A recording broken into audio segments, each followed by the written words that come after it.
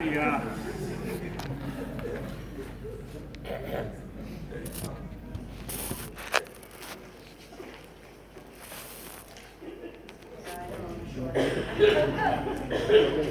Let's see. Yeah, really. Good seats are still available. This is really not my normal strong suit here. Anyway, thank you all. Hi, Bill. After 42 years at John Jay as an employee, 46 including my undergraduate years, I think it's time for a true confession and a full disclosure. I'm not me. I mean, I'm not him. We're not us. You see, what I'm trying to say is, this is tough. As in the story of Cyrano de Bergerac, I'm just a front man, okay?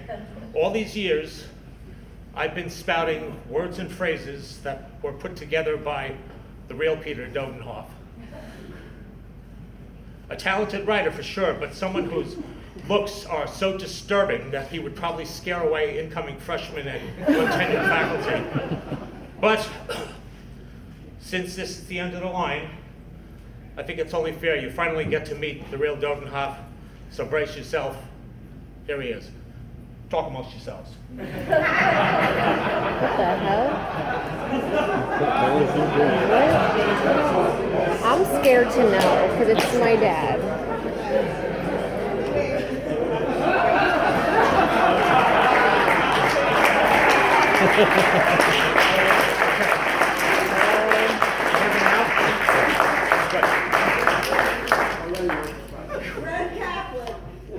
It's true. 40-something years ago, one look in the mirror told me that my best chance for full-time employment was on Coney Island Boardwalk. Until I realized my flair for writing, and so I managed to get myself a job at John Jay, but I was too scared, too embarrassed to show my real self. So I got a normal-looking front man, and I had him be me. I'd write the words, and he would pass them off as his own. And now that my secret is finally out, the weight is off my shoulders, I'm gonna go back into the shadows, excuse me, my glasses are falling, and let the other me, the pretend me, finish up the remarks. 1 second.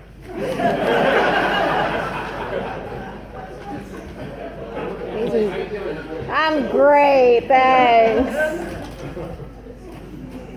You think I'm not used to this? You missed me? Okay. Well, thank you for indulging me in that little bit of Cyrano-inspired silliness. Why, I have no idea, but it just came to me in a drug-infused nightmare. I should add, I've got all these great Jeremy Travis references in here, and he just left the room, so game on. All right, I should add that I've set a timer to go off in exactly 57 minutes and 30 seconds, the length of the most recent State of the College address.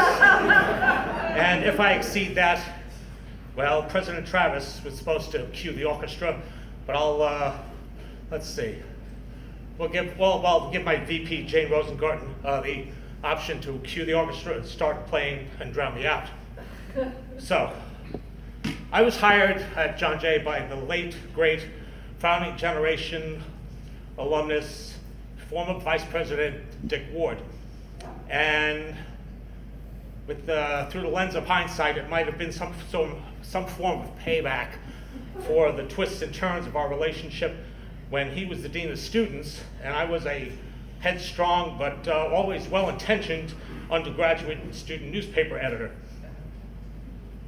We go back and forth, and at one point during my senior year, I decided it was time to take things to another level, so I challenged Dean Ward to a pie fight. Really. It was pie pans loaded with whipped cream at 10 paces. But Ward was no fool. He sent his deputy, Assistant Dean Howard Mann, in his place. Didn't matter, I whooped his administrative behind. And a few months later, though, at my graduation, Dean Ward paid me back after a fashion when he introduced me to the Carnegie Hall audience that included my folks as the college gadfly. I beamed with the kind of pride that only a 21-year-old with a freshly printed bachelor's degree could. So then, fast forward 2 years, in 1975, after I'd been knocking around at a variety of jobs and one unpaid newspaper internship, I got the call. Ward wanted me to come work at John Jay and be the founding editor of a national newspaper for police called Law Enforcement News. And that humble beginning turned into 30 years of first-rate, and that is to say, multiple award-winning police journalism. We covered developments before they became trends. We talked turkey with the great, the near-great, and the up-and-coming. We knew Jeremy Travis before he was President Travis, when he was just an unassuming agency head in the Justice Department. There were plenty of lighter moments to go along with the serious journalism. During the 1980 transit strike, for example, the staff all camped out at the college, South Hall and 56th Street, because we didn't want to miss our deadline. At Christmas time one year, we put on a ribald nativity pageant that took such liberties with the gospel according to St. Luke that we should have all gotten excommunicated, even the non-Catholics. We carried the message of John Jay College and the cause of police professionalization far and wide. I remember one police management conference I attended in Ocho Rios, Jamaica. No sacrifice was too great for my profession. I attended workshops and plenary sessions during the day while my then wife enjoyed the beach. That night at a festive dinner, my ex turned to me and pointing to the guest speaker said, "Who's that?" I replied, "It was the New York City Police Commissioner." And she then said, "Oh, he was hitting on me down on the beach today." Rock on, Commissioner. Learn something new every day. I'm leaving the name out to protect. One of my longtime Confederates in that noble endeavor that was LEN, Jennifer Noe, is here today. Where are you, Jennifer? Hi. She's now an assistant professor in the library at Kingsborough, and we still miss you. My other Len partner, Marie Rosen, is enjoying life as a retiree and couldn't be here today because she's on one of her frequent international travels, this time glowing in the dark in Chernobyl. Really?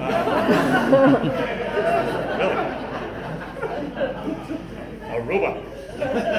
Since 2005, when Law Enforcement News published its last issue, I've been a foot soldier in the trenches of the Department of Marketing and Development, formerly Institutional Advancement, and even more formally, External Relations. I'd like to think that my 30-year apprenticeship as an editor and writer served me well in becoming the self-appointed guardian of grammar, spelling, usage, and style. Oh, and I also write stuff, lots of stuff. I even have my own Cyrano de Bergerac frontman, as you just heard a moment ago. Every now and then I get to do ghostwriting for President Travis, and as you also just heard a moment ago, people have told me, "Oh, you know how to speak in the president's voice." And I like to think of it as having figured out how to get him to speak in mine.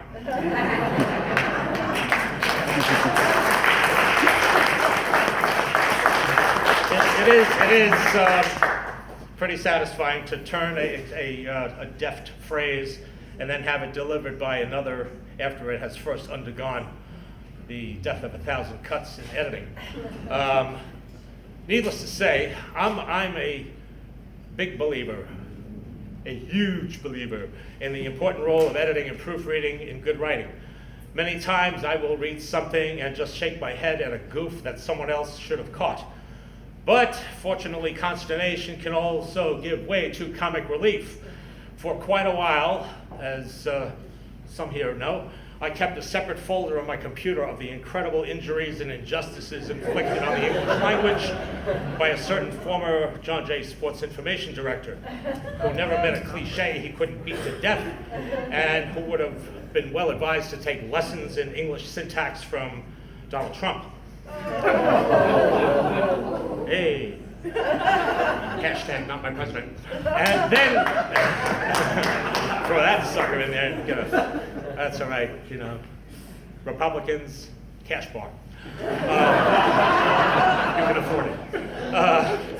And then there's my all-time favorite editorial proofreading gaffe, brought to you by the John Day Student Newspaper. Jennifer knows. Circa 1980-something. In an article about a new theatrical production, the writer meant to say, and I have to blah, blah, blah, it said, blah, blah, blah was written by so-and-so and is a satirical look at China's backdoor practices, whatever those are. Unfortunately, the newspaper's editor failed to spot that the typesetter had dropped a crucial letter and a space, and so the line in print now read, "Anus, a satirical look at China's backdoor practices." You gotta love it. You gotta love it. Oh, God. It almost sounds like something that in a more contemporary context could have been inflicted by the dreaded autocorrect. You know, I tend to think that civilization as we know it is in the throes of a death spiral caused by autocorrect, Twitter and internet shorthand, and emojis. Do not forget, the ancient Egyptians had a language that was composed of nothing but emojis. Look what happened to them. I've seen that picture. Okay, so I'd like to... Yeah, it shows the Egyptian It gets better, I promise. the emojis. And not only that, even more importantly, it ends. I'd like to pause for a second at this juncture to offer a few unlikely shout-outs. First, to Noah Webster, father of the modern dictionary, who came up with the brilliant idea of putting all the words in alphabetical order. To Peter, yes, that's his name, Peter Roget, the creator of the Flora, whose sole shortcoming in my estimation was his failure to come up with a synonym for the word synonym. To Groucho Marx, who uttered the famous words, "Outside of a dog, a book is man's best friend.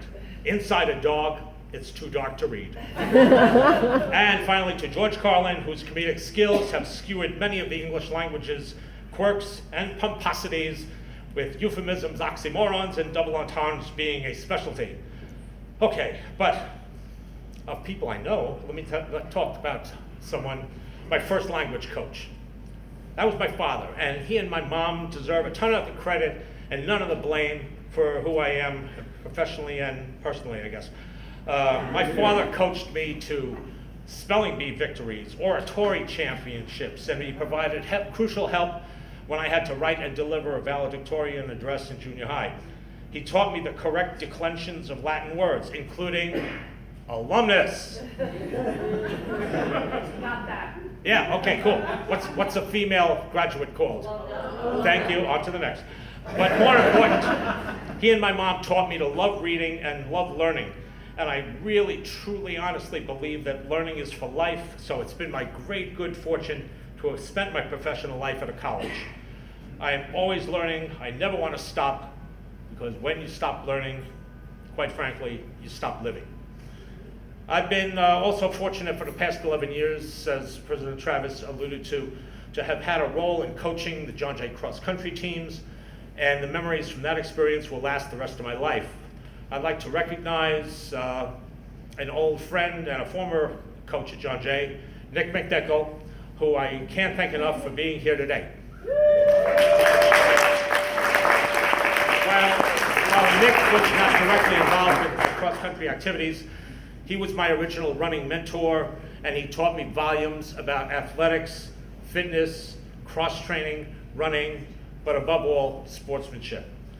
Then, of course, there's my friend and head coach, Tony Phillips, with whom I have shared this entire cross-country experience, good, bad, and sometimes ugly.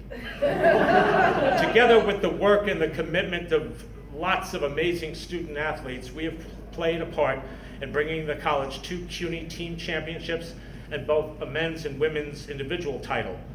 And if you get a chance to see the finish of either of the past 2 years, it will knock you out.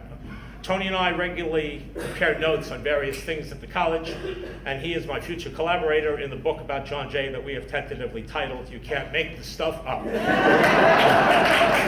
up to chapter 622. Nothing of consequence or lasting value, I believe, is built from the top down. Without a foundation, without a solid base, no building can hope to stand. In that sense, no institution, and that includes John Jay, can afford to overlook or underappreciate any of its employees at whatever level and in whatever role. Former Vice President John Collins always emphasized the importance of getting to know and befriend the people in B&G, which we now call facilities, campus security, and department secretaries. Wise words that I have tried to live by. So here is a shout out to my friends from these important units of the college. Please give them a big hand. Thank you all for coming today. Love you all.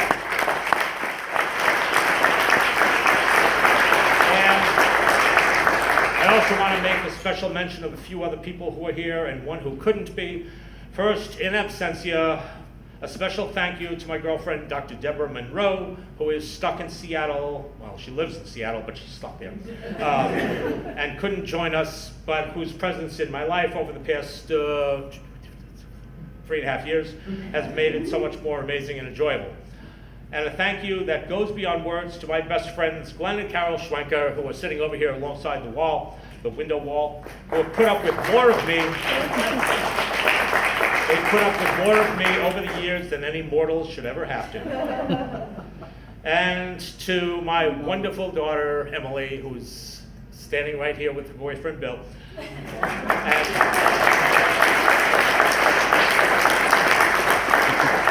Emily first experienced John Jay at the age of just a few months back in South Hall. And you're number one in my life, I mean. From day one to day last. Don't ever forget it, because I sure won't. I want to mention here just one quick cherished memory from when Emily was much younger, probably a single-digit age. She asked me at one point what I had done before I started working at John Jay, and I gave her the honest answer. I told her that I drove a soft-serve ice cream truck. It's true. And she was heartbroken that I would have quit such a cool job for a career in a college. I hope you've gotten over the letdown. I have. Okay, good. And I've saved the most important shout out for last, and that is a great big thank you to my trench mates in marketing and communications. For the past 12 years, we've pulled together as a magnificent team to do the implausible, the improbable, and in some cases, I imagine, the impossible. For 8 or more hours a day, 5 days a week, sometimes more, we keep each other sane, we keep each other motivated, on track, and in stitches. My valued, respected, beloved coworkers and I have shared life's many and varied uplifts and downturns, marriages and divorces, births and deaths. One of the things that makes us the denizens of room 608 BMW so good at what we do for John Jay is an across-the-board adherence to high standards. We set the bar high as individuals and as a team and routinely clear the bar even under trying circumstances. We shake our heads in dismay when confronted with sloppy, substandard work because we wouldn't dream of letting ourselves get away with it. We'll routinely bend over backwards to make sure that whatever comes out of our humble, under-resourced operation is as good as it can be, because we know no other way to work. Thank you all, you're all over the room here, thank you all for your friendship, your collegiality, your professional support and encouragement, your shared sense of purpose and dedication, and for sure, for laughing at my steady stream of jokes, japes, jests, and jocularities. Not to mention some offhanded observations on life. I will miss the day-to-day interactions very, very much. A quick digression, if I may. I'm really getting to the end. That's all that's left. I waited 42 years for this. You don't think I'm giving up the mic anytime soon. Seriously, though. A quick digression, if I might. I am a huge fan of The Lord of the Rings. And as such, I would like to take the cue from, for those of you who know the trilogy will recognize the reference. Take the cue from Bilbo Baggins' birthday party. You see, when hobbits party, it's the honoree who hands out the gifts, not the other way around, okay? So very quickly, I would like to present a few tokens to some people who I hope are all here today. They said they would be. Okay, so, here's my goodie bag. Okay. Is Roseanne Santos Elliott in the room? You are. Come on up, Roseanne, Dante's commencement queen, gets my well-thumbed, well-worn copy of the New York Times Style Manual. There you go. Scripts, I gotta write now. That's right. Thank you. Okay, likewise. Okay, to Johnny Tavares, the web manager. Yippee! Johnny, he gets the dry erase board on which I have faithfully charted the office's hump day challenge for the last 5 years. See my smile, I Okay, to my relatively recently added neighbor on the 6th floor, to Michael Scuduto, my beloved sponge rubber nose, which I have worn with pride at commencement for the past several years. There we go. And we got a couple more here. To Tony Phillips. I know it is. Ah, yes. The very last gold star from the ones I've been awarding to high performance runners over the years. Put it on his book.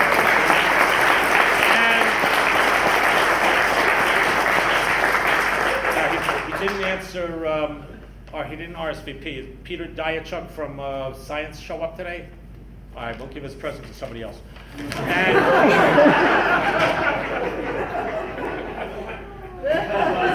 And finally, this was one of these things that just popped into my head, but I think it's really cool. There's Ben, Professor Ben Lapidus, Chair of Art and Music. I found in my possession a DVD copy of a 1996 performance at John Jay by the legendary Pete Seeger. It's all yours, bro.